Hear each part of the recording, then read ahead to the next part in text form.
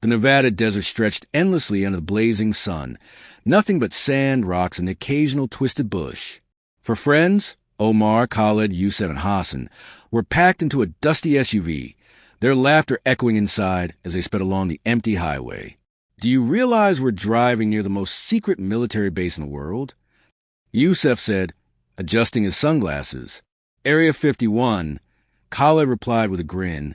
"They say if you get too close, they'll erase you from existence." Omar laughed, steering the wheel with one hand. "Relax, bro.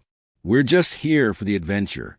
No one's stupid enough to sneak into a restricted zone." The mood was light, full of jokes and energy, but Hassan, the quietest of the group, kept his eyes on the horizon.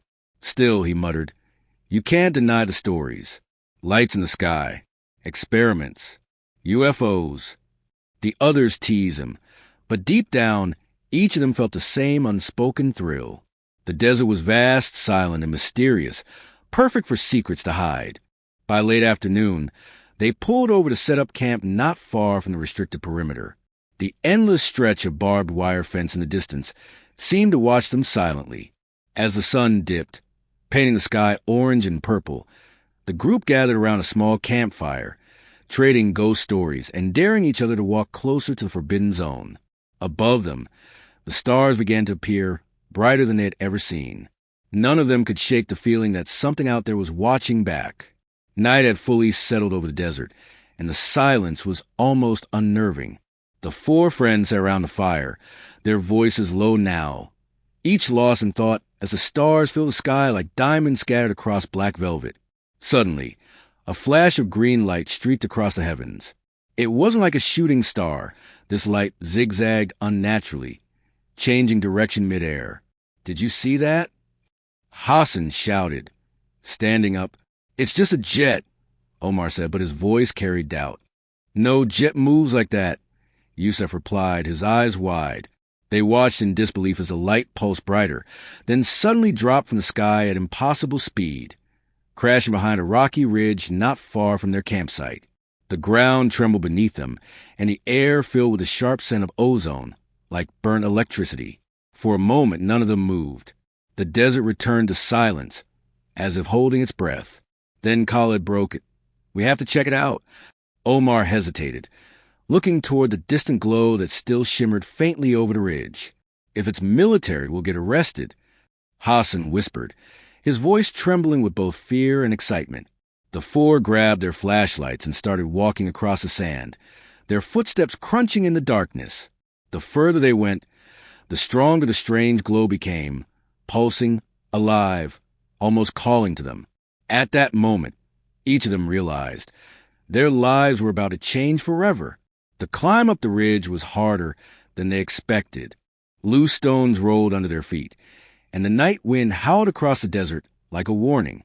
Still, they pushed forward, flashlights cutting narrow beams through the darkness. When they reached the top, they froze. Below, in a shallow crater of scorched earth, lay a metallic craft half buried in the sand. It wasn't like any airplane or drone. They could tell instantly. The surface shimmered with strange patterns that shifted and glowed faintly, almost like veins of light running through its skin.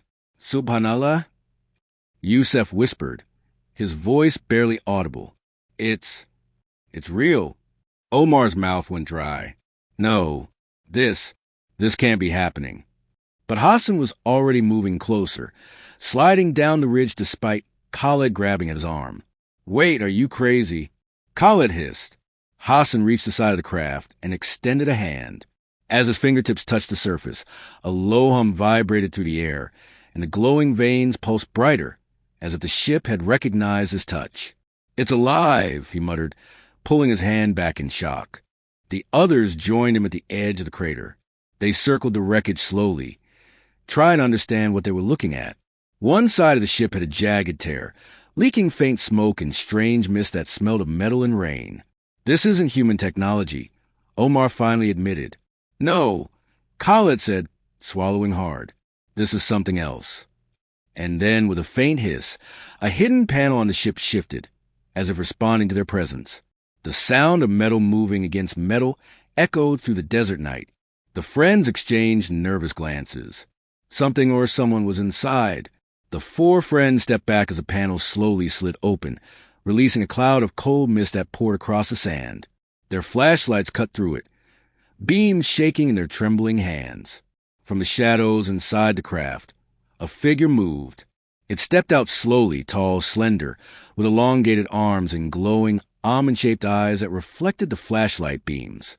Its skin shimmered faintly, as if lit from within, and its movements were smooth, almost weightless. None of them spoke.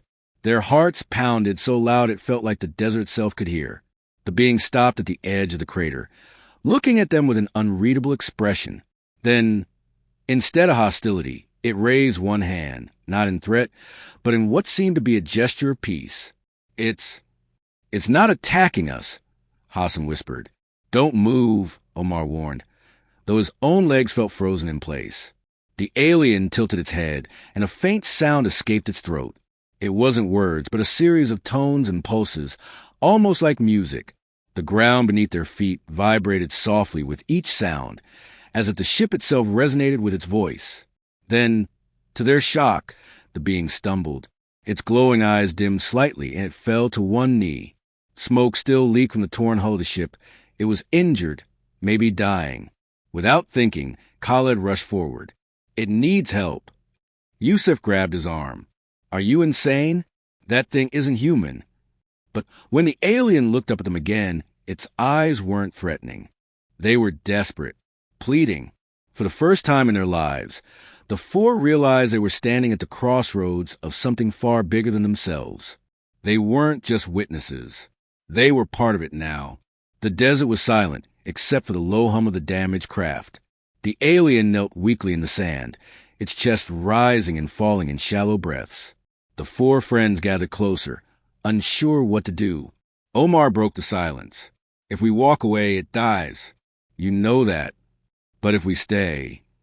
Yusuf hesitated, fear written all over his face. We don't know what it could do to us. The alien looked at them, its glowing eyes dim but steady.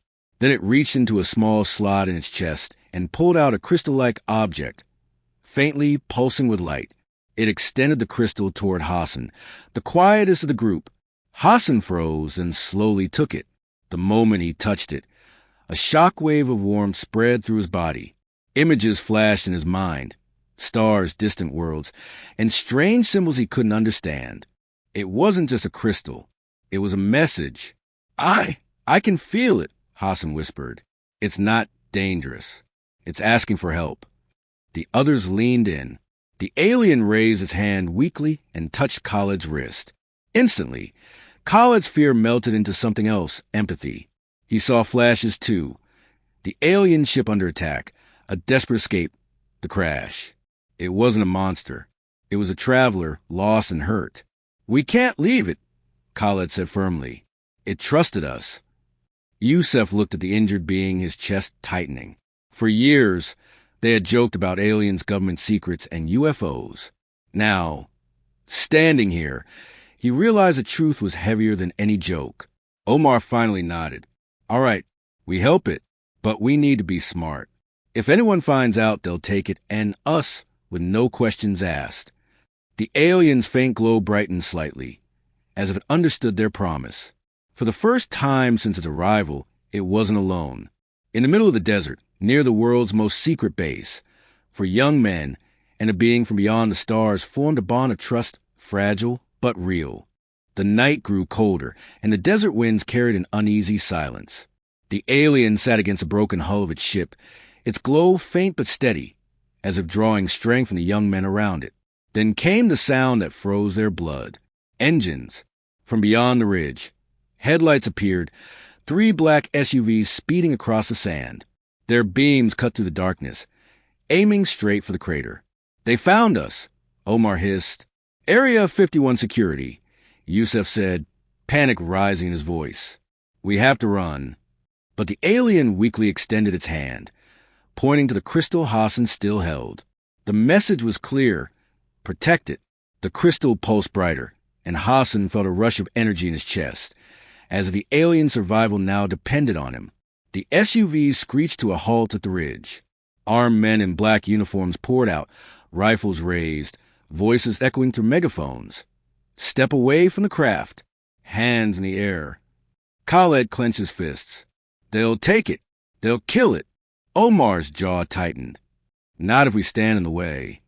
The soldiers advanced, shouting commands, but the four friends formed a wall in front of the alien. Fear burned in their stomachs, but none of them moved aside.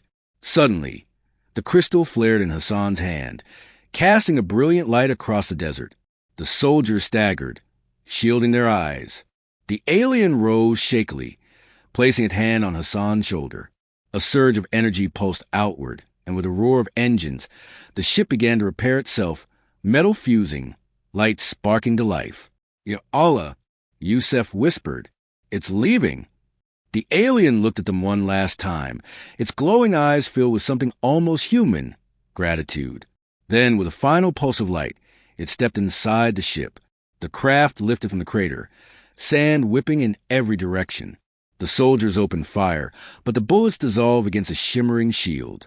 With a blinding flash, the UFO shot into the sky and vanished among the stars. The desert fell silent again. Only the friends and the soldiers remained, the air still crackling with leftover energy. The commander barked orders, but it didn't matter. The alien was gone, and in Hassan's hand, the crystal still glowed faintly, a secret that no military could ever take from them. The four exchanged looks. They knew their lives would never be the same, because out there, among the stars, someone knew their names.